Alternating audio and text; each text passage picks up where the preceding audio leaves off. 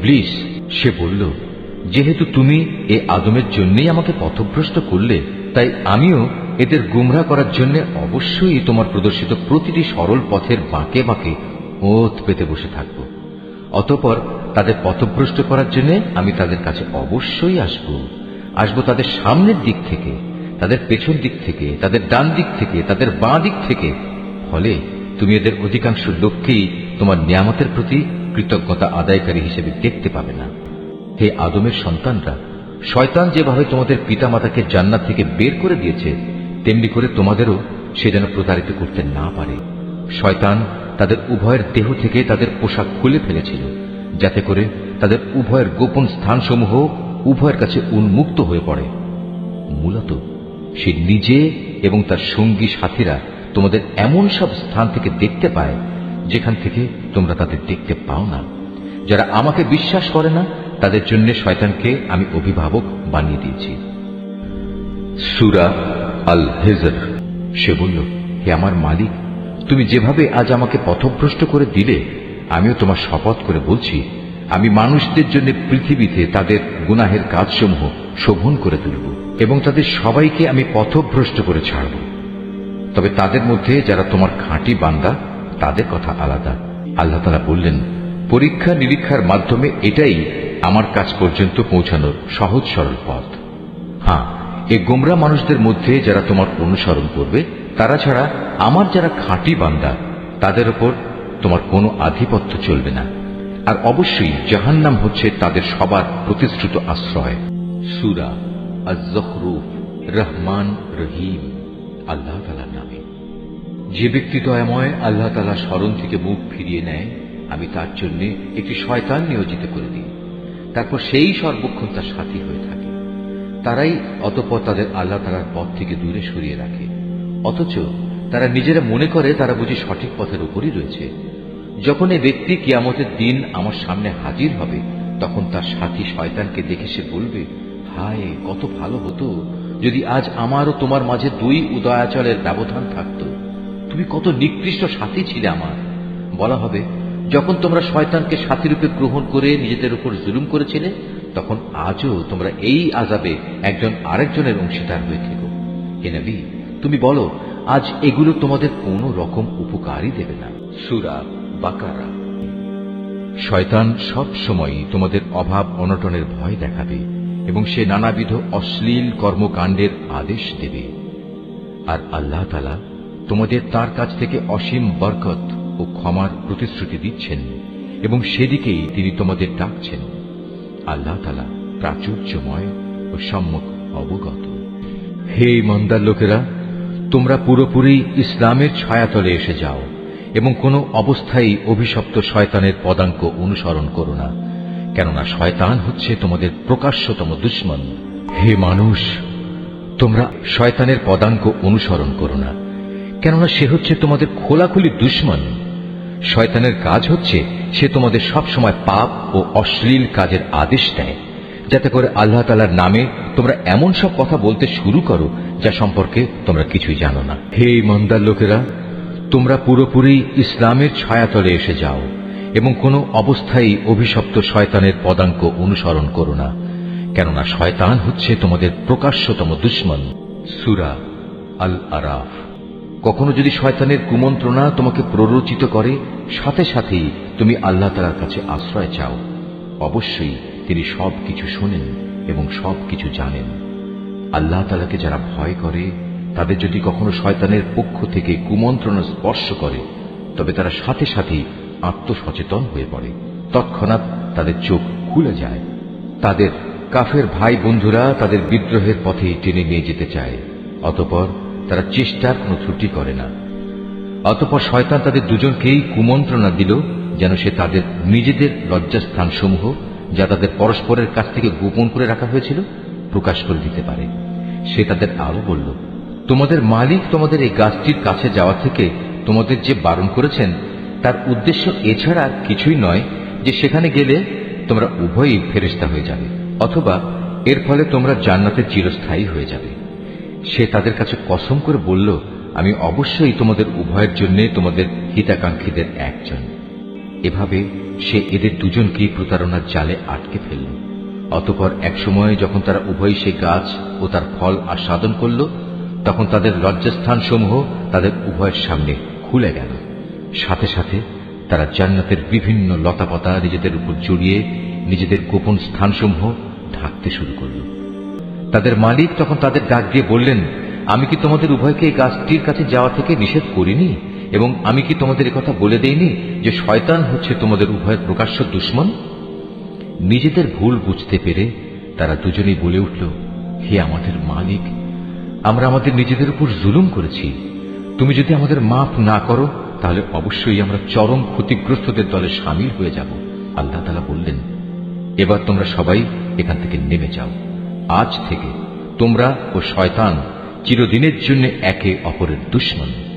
সুনির্দিষ্ট সময় পর্যন্ত পৃথিবীতে থাকার উদ্দেশ্যে তোমাদের জন্য সেখানে বসবাসের জায়গা ও জীবন সামগ্রীর ব্যবস্থা থাকবে। সূরা আলে ইমরান। এই হচ্ছে তোমাদের প্ররোচনা দানকারী শয়তান। তারা শত্রুপক্ষের অতিরঞ্জিত শক্তির কথা বলে তাদের আপনজনদের ভয় দেখাচ্ছিল। তোমরা কোনো অবস্থায় তাদের এ হুমকিকে ভয় করবে না, বরং আমাকেই ভয় করো যদি তোমরা সত্যিকার অর্থে ঈমানদার হও। সূরা আন-নিসা। তার উপর আল্লাহ তাআলা অভিশাপ বর্ষণ করেছেন, কারণ সে আল্লাহকে চ্যালেঞ্জ দিয়ে বলেছিল, আমি তোমার বান্দাদের এক অংশকে নিজের দলে শামিল করেই ছাড়ব। সে আরো বলেছিল, আমি অবশ্যই তোমার বান্দাদের গোমরাহ করে দেব। আমি অবশ্যই তাদের হৃদয়ে নানা প্রকারের মিথ্যা কামনা বাসনা জাগিয়ে তুলব, এবং আমি তাদের নির্দেশ দেব যেন তারা কুসংস্কারে লিপ্ত হয়ে জন্তু জানোয়ারের কান ছিদ্র করে দেয়। আমি তাদের আরো নির্দেশ দেব যেন তারা আল্লাহ তাআলার সৃষ্টিকে বিকৃত করে দেয়। মূলত যে কোনো ব্যক্তি আল্লাহ তাআলার বদলে শয়তানকে নিজের পৃষ্ঠপোষক বানিয়ে নেবে, সে এক সুস্পষ্ট ক্ষতি ও লোকসানের সম্মুখীন হবে। সে অভিশপ্ত শয়তান তাদের নানা প্রতিশ্রুতি দেয়, তাদের সামনে মিথ্যা বাসনার মায়াজাল সৃষ্টি করে, আর শয়তান যা প্রতিশ্রুতি দেয় তা হচ্ছে প্রতারণা মাত্র। এরাই হচ্ছে সেসব হতভাগ্য ব্যক্তি যাদের আবাসস্থল হচ্ছে জাহান্নাম, যার আযাব থেকে মুক্তির কোনো পন্থাই তারা খুঁজে পাবে না। সূরা আল মায়েদা। হে মানুষ, তোমরা যারা ঈমান এনেছ, তোমরা জেনে রেখো, মদ, জুয়া, পূজার বেদী ও ভাগ্য নির্ণায়ক স্বর হচ্ছে ঘৃণিত শয়তানের কাজ। অতএব তোমরা তা সম্পূর্ণরূপে বর্জন করো। শয়তান এই মদ ও জুয়ার দ্বারা তোমাদের মাঝে শত্রুতা ও বিদ্বেষ সৃষ্টি করে দিতে চায়, এবং এভাবে এ চক্করে ফেলে সে তোমাদের আল্লাহ তাআলা স্মরণ ও নামাজ থেকে দূরে সরিয়ে রাখবে। তোমরা কি এ কাজ থেকে ফিরে আসবে না? সূরা আল আনাম। তুমি যখন এমন সব লোককে দেখতে পাও যারা আমার আয়াতসমূহ নিয়ে হাসি বিদ্রুপ করছে, তাহলে তুমি তাদের কাছ থেকে সরে এসো, যতক্ষণ না তারা অন্য কিছু বলতে শুরু করে। যদি কখনো শয়তান তোমাকে গুলিয়ে ওখানে বসিয়ে রাখে, তাহলে মনে পড়ার পর জালিম সম্প্রদায়ের সাথে আর বসে থেকো না। গবাদি পশুর মধ্যে কিছু পশু হচ্ছে ভারবাহী ও কিছু হচ্ছে খাবার উপযোগী।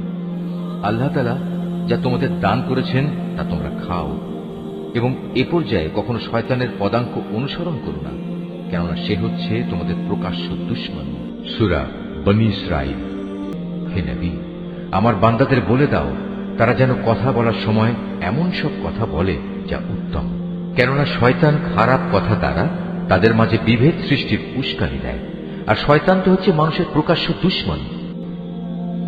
স্মরণ করো যখন আমি ফেরেশতাদের বললাম, তোমরা আদমকে সাজদা করো, তখন তারা সবাই আমার আদেশে সাজদা করল, ইবলিস ছাড়া। সে বলল, আমি কিভাবে তাকে সিজদা করব যাকে তুমি মাটি থেকে সৃষ্টি করেছ? সে বলল, তুমি কি একে দেখেছ যাকে তুমি আমার উপর মর্যাদা দান করলে? যদি তুমি আমাকে কিয়ামত পর্যন্ত অবকাশ দাও, তাহলে আমি অবশ্যই তার গোটা বংশধরদের নিজের আয়ত্তে নিয়ে আসব, তবে একটি ক্ষুদ্র দল ছাড়া যারা বেঁচে থাকতে পারবে। আল্লাহ তাআলা বললেন, যাও, দূর হয়ে যাও এখান থেকে। তাদের মধ্যে যারা তোমার আনুগত্য করবে, তোমাদের সবার শাস্তি হচ্ছে জাহান্নাম, আর জাহান্নামের শাস্তিও পুরোপুরি দেয়া হবে। এদের মধ্যে যাকেই পারো তুমি তোমার আওয়াজ দিয়ে গোমরা করে দাও। তোমার যাবতীয় অশ্বারোহী ও পদাতিক বাহিনী নিয়ে তাদের উপর গিয়ে চড়াও হও। ধন সম্পদ ও সন্তান সন্ততিতে তুমি তাদের সাথী হয়ে যাও, এবং যত পারো তাদের মিথ্যা প্রতিশ্রুতি দিতে থাকো। আর শয়তান তাদের যে প্রতিশ্রুতি দেয় তা প্রতারণা ছাড়া আর কিছুই নয়। নিঃসন্দেহে যারা আমার খাস বান্দা তাদের উপর তোমার কোনো ক্ষমতা চলবে না। হে নবী, তোমার মালিক অবশ্যই তাদের কর্মবিধায়ক হিসেবে যথেষ্ট। সূরা আল কাহাফ। স্মরণ করো যখন আমি ফেরেশতাদের বলেছিলাম তোমরা সবাই আদমকে সাজদা করো, তখন তারা সবাই সাজদা করল, কিন্তু ইবলিস সাজদা করল না। সে ছিল আসলে জিনদেরই একজন। সে তার মালিকের আদেশের নাফরমানি করল। যে এত বড় নাফরমানি করল, তোমরা কি তাকে এবং তার বংশধরদের আমার বদলে তোমাদের অভিভাবক হিসেবে গ্রহণ করে চলেছ? অথচ প্রথম দিন থেকেই সে তোমাদের প্রকাশ্য দুশমন। চেয়ে দেখো, জালেমদেরকে নিকৃষ্ট বিনিময় দেয়া হয়েছে। সূরা আন-নাহল। অতঃপর তোমরা যখন কোরআন পড়তে শুরু করবে তখন বিতাড়িত শয়তানের ওয়াসওয়াসা থেকে আল্লাহর কাছে আশ্রয় চাও।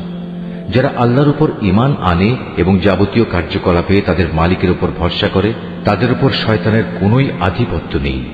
তার সব আধিপত্য তো তাদের উপরই চলে যারা তাকে বন্ধু ও অভিভাবক হিসেবে গ্রহণ করেছে, উপরন্তু যারা তার সাথে শরীক করেছে। সূরা আন-নূর। হে মানুষ, তোমরা যারা ঈমান এনেছো তারা কখনো শয়তানের পদাঙ্ক অনুসরণ করো না। তোমাদের মধ্যে যে কেউই শয়তানের পদাঙ্ক অনুসরণ করে সে যেন জেনে রাখে সে অভিশপ্ত শয়তান তো তাকে অশ্লীলতা ও মন্দ কাজেরই আদেশ দেবে। যদি তোমাদের উপর আল্লাহ তাআলার দয়া ও অনুগ্রহ না থাকত তাহলে তোমাদের মধ্যে কেউই কখনো পাক পবিত্র হতে পারত না। কিন্তু আল্লাহ তাআলা যাকে চান তাকে পবিত্র করেন এবং আল্লাহ তাআলা সবকিছু শোনেন, তিনি সবকিছু জানেন। সূরা আল হিজর। স্মরণ করো যখন আমি ফেরেশতাদের বলেছিলাম আমি অচিরেই ছাঁচে ঢালা ঠনঠনে শুকনো মাটি থেকে মানুষ পয়দা করতে যাচ্ছি। অতঃপর যখন আমি তাকে পুরোপুরি সুঠাম করে নেব এবং আমার রূহ থেকে কিছু তাতে ফুঁকে দেব, তখন তোমরা সবাই তার সামনে সেজদা অবনত হয়ে যাবে। অতঃপর আল্লাহর আদেশে ফেরেশতারা সবাই সেজদা করল, একমাত্র ইবলিস ছাড়া। সে সেজদাকারীদের দলভুক্ত হতে অস্বীকার করল। আল্লাহ তাআলা বললেন, তোমার কি হলো, তুমি যে সাজদাকারীদের দলে শামিল হলে না? সে বলল, হে আল্লাহ, আমি কখনো এমন মানুষের জন্য সাজদা করতে পারি না যাকে তুমি ছাঁচে ঢালা শুকনো ঠনঠনে মাটি থেকে বানিয়েছ। আল্লাহ তাআলা বললেন, তাই যদি বলো তাহলে তুমি এক্ষুনি এখান থেকে বেরিয়ে যাও, কেননা আজ থেকে তুমি অভিশপ্ত। হিসাব নিকাশের দিন পর্যন্ত তোমার উপর অভিশাপ। সে বলল, হে মালিক, তাহলে তুমিও আমাকে সেদিন পর্যন্ত অবকাশ দাও যেদিন সবাইকে পুনরায় জীবিত করা হবে। আল্লাহ তাআলা বললেন, হ্যাঁ যাও, যাদের এ অবকাশ দেয়া হয়েছে তুমিও তাদের অন্তর্ভুক্ত হলে। সূরা ইব্রাহিম। যখন বিচার ফয়সালা হয়ে যাবে তখন শয়তান জাহান্নামীদের বলবে, আল্লাহ তাআলা তোমাদের সাথে যে ওয়াদা করেছেন তা ছিল সত্য ওয়াদা। আমিও তোমাদের সাথে একটি ওয়াদা করেছিলাম, কিন্তু আমি তোমাদের সাথে ওয়াদার বরখেলাপ করেছি। আসলে তোমাদের উপর আমার তো কোনো আধিপত্য ছিল না। আমি তো শুধু এটুকুই করেছি, তোমাদের আমার দিকে ডেকেছি, অতঃপর আমার ডাকে তোমরা সাড়া দিয়েছ। তাই আজ আমার প্রতি তোমরা কোন রকম দোষারোপ করো না, বরং তোমরা তোমাদের নিজেদের উপরই দোষারোপ করো। আজ আমি যেমন তোমাদের উদ্ধারে কোন রকম সাহায্য করতে পারবো না, তেমনি তোমরাও আমার উদ্ধারে কোনো সাহায্য করতে পারবে না। তোমরা যে আগে আমাকে আল্লাহর শরীক বানিয়েছ, আমি তাও আজ অস্বীকার করছি। এমন সময় আল্লাহর ঘোষণা আসবে, অবশ্যই জালেমদের জন্য রয়েছে কঠিন আযাব। সূরা ফাতর। শয়তান হচ্ছে তোমাদের শত্রু, অতএব তোমরা তাকে শত্রু হিসেবেই গ্রহণ করো। সে তার দলবলদের এজন্যই আহ্বান করে যেন তারা তার আনুগত্য করে জাহান্নামের বাসিন্দা হয়ে যেতে পারে। সূরা ইয়াসিন। হে বনি আদম, আমি কি তোমাদের এ মর্মে নির্দেশ দেইনি যে তোমরা শয়তানের গোলামি করো না? কেননা সে হচ্ছে তোমাদের প্রকাশ্য দুশমন। আমি কি তোমাদের কথা বলিনি তোমরা শুধু আমারই ইবাদত করো? কেননা এটি হচ্ছে সহজ সরল পথ। আর শয়তান সে তো তোমাদের আগেও অনেক লোককে এভাবে পথভ্রষ্ট করে দিয়েছিল, তা দেখেও কি তোমরা বুঝতে পারলে না? সূরা হামিম আস-সাজদা। যদি কখনো শয়তানের কুমন্ত্রণা তোমাকে প্ররোচিত করে তাহলে তুমি আল্লাহ তাআলার কাছে আশ্রয় চাও, কেননা তিনি সর্বশ্রোতা, সর্বজ্ঞ।